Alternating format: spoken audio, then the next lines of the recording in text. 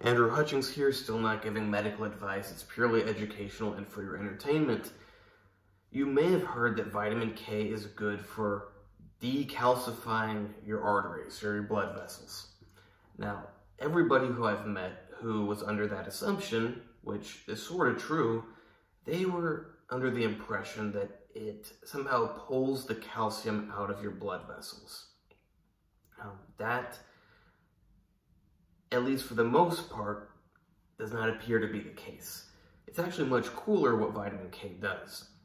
Now, if you mention vitamin K and calcium, and blood vessels, any of these words in the same sentence to a person or most people who work as doctors, they will proceed to tell you that no, vitamin K does not interfere with calcium, it's just for blood clotting.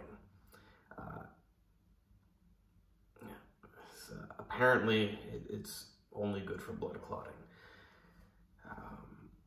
And then they can't even tell you whether it causes blood clotting or whether it's needed for blood clotting. I mean, they typically know that it's needed for blood clotting, but a lot of them also have this weird mentality that it causes blood clotting. Being necessary for something and causing something are two entirely different things. Let's get back to vitamin K and arterial calcification. So vitamin K, like for blood clotting, it is a cofactor, meaning that certain enzymes need vitamin K in order to work and do their job changing things. There is a protein, matrix GLA protein, that is important, but it doesn't work without enzymatic carboxylation, and that enzyme does not work without vitamin K. So once this matrix GLA protein is carboxylated with the help of vitamin K, it can go on to prevent your blood vessel cells from turning into bone cells. Yeah, you heard me right. So it's not just that calcium builds up in your blood vessels. It's that your blood vessels quite literally turn into bone. Now, that may seem impossible. If you're not a scientific person, you're going, what? Blood vessels, bone? Blood vessels can't turn into bone. Well, actually they can. And I don't mean this figuratively. Oh, they get hard, they become like bone. I mean, no, they actually turn into bone cells, or cells that extremely resemble bone cells. So this is not a surface level thing. This isn't a generalization. This is saying the actual cells, the very, very small cells that you cannot even see, they actually transform into bone or bone-type cells. Now, the reason I'm saying bone-type cells, or cells that extremely resemble bone cells, is your cells, what determines their identity is which parts of the DNA. So each cell in your body has pretty much the same DNA. They don't actually have the same DNA, like 100%, because mutations can take place, especially organs like your liver that get a lot of toxins going through it. It gets constant damage, and there's a lot of mutations in liver cells. If you got acid reflux, you probably got a lot of mutations in your esophageal cells. But for the most part throughout the body, you have about the same DNA. They all started with the same DNA, just could get mutations over time. That's not super relevant to what I'm talking about. Just wanted to throw that out there. It's interesting to understand the workings of the human body, not just isolated little points. So you got the same DNA, but some parts of it are turned off and some parts of it are turned on. That determines the identity of a cell. Now, it's everything that comes after that actually that determines the identity, but that is the principal factor, that is the core of what determines the identity. So once certain parts are turned on or certain parts are turned off, that determines which proteins are expressed, and you build a different cell with different functions. So there are certain proteins that go into the cells that regulate which parts of DNA are turned on and off. They're called transcription factors. Certain transcription factors can turn one cell into another cell. In this case, your blood vessel cells into bone cells. And that is not good. You want blood vessel cells where blood vessel cells should be. You don't want bone cells where blood vessel cells should be. Vitamin K, like I said, it is a cofactor for an enzyme that is required for one protein to prevent another protein, actually from a whole cascade of proteins that end up sending a protein into your cells your blood vessel cells to turn them into bone. So when you have vitamin K present, you don't have a lot of this process going on. When vitamin K is not present, you have this BMP protein triggering a whole cascade of proteins to send one into your cell to turn it into a bone cell. So it is once your blood vessel cells turn into bone cells that they start building bone, essentially, hydroxyapatite. It's not just calcium deposits. You're actually building hydroxyapatite, calcium phosphate hydroxide crystals. I mean, you can have different things, like your teeth have hydroxyapatite. Some people put fluoride on their teeth and it replaces the hydroxide with a fluoride. It's thought that that can make it stronger. Does it? I'm not an expert on fluoridated hydroxyapatite. Yeah, I don't want a bunch of fluoride in my body. Whether you do, that's up to you. That's a topic for another video. So yeah, once your blood vessel cells turn into bone cells, they start building hydroxyapatite the same way your bones do, the same way your teeth do. It's pretty crazy. And that is not good for your blood vessels because it makes them stiff. It can close the lumen of them. They become more narrow.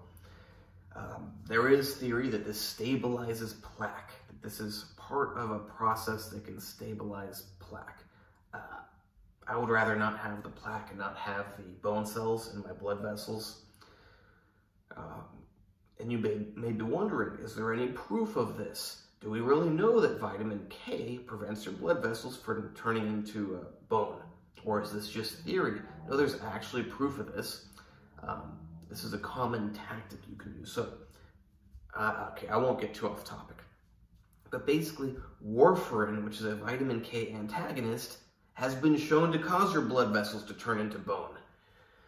So when you block the action of vitamin K, your blood vessels become calcified. I just don't like that term because it's not representative of the fact that your blood vessels turn into bone vessels. Not just blood vessels that got calcium somehow deposited in them. No, they are actually different cells that are now building calcium crystals, hydroxyapatite crystals, because they are now bone cells, essentially. Okay, so what should I say now?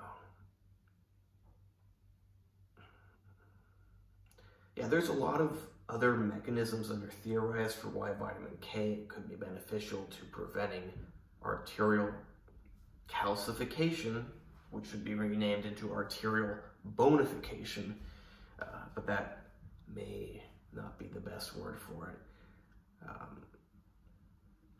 So yeah, but the one that has been shown definitively is that it prevents BMP somehow from setting off a big protein cascade, which then sends proteins into your nucleus and changes the identity of your cells into bone cells.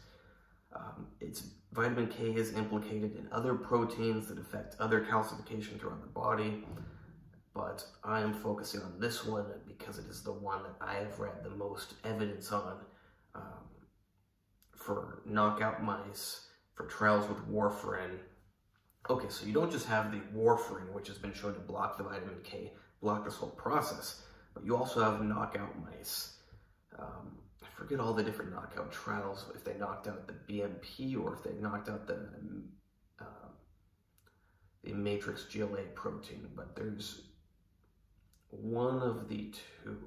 I think they knocked out the matrix GLA protein, and that led to the calcification.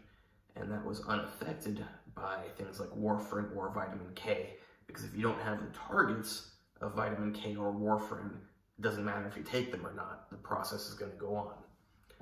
Okay, so I'm going to wrap it up for you. So vitamin K, it works as a cofactor, allowing an enzyme to carboxylate matrix GLA protein, which then blocks BMP2 from setting off a whole sequence of proteins to change the identity of your blood vessel cells into bone cells.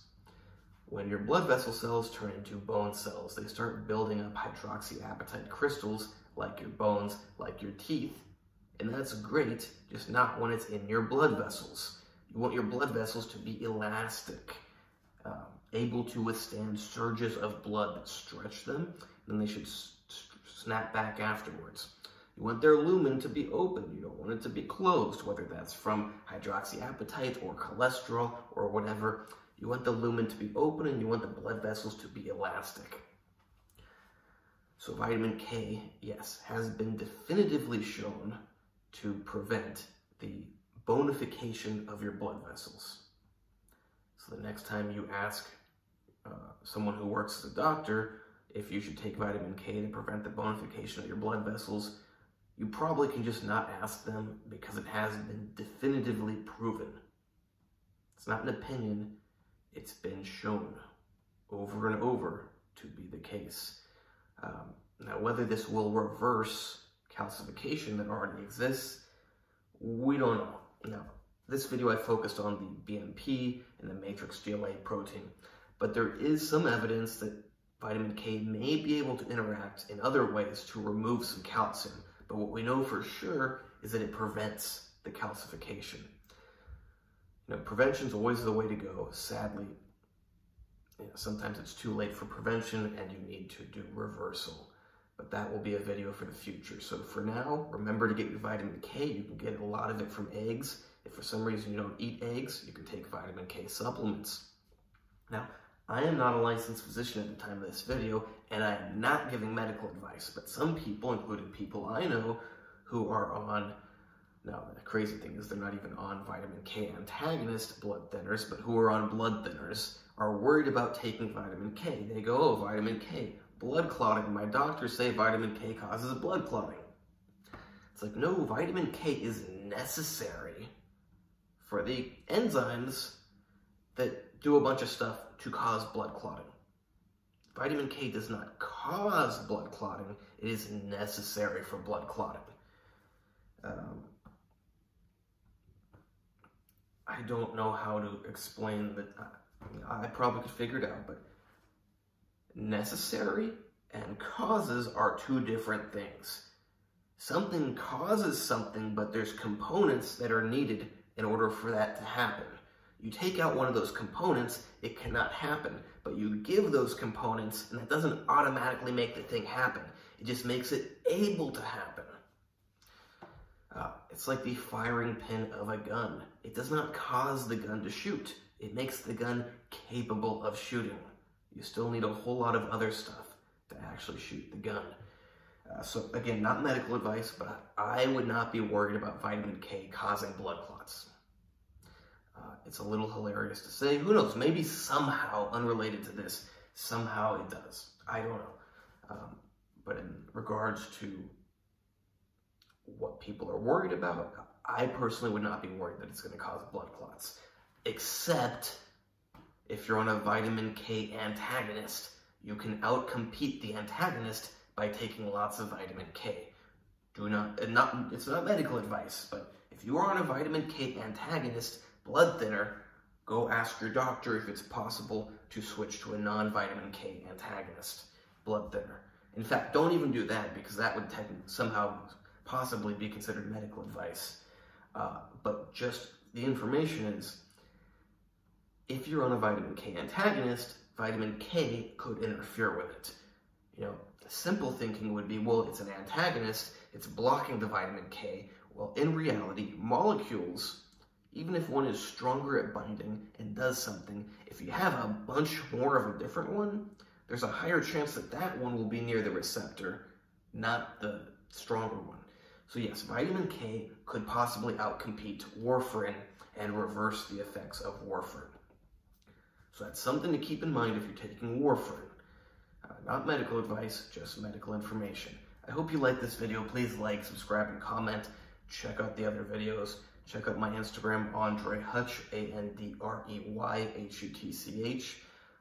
You can hire me on my Instagram for training, consultations, coaching, plans, whatever. Same thing with diet. Same thing with supplements. Same thing with special supplements.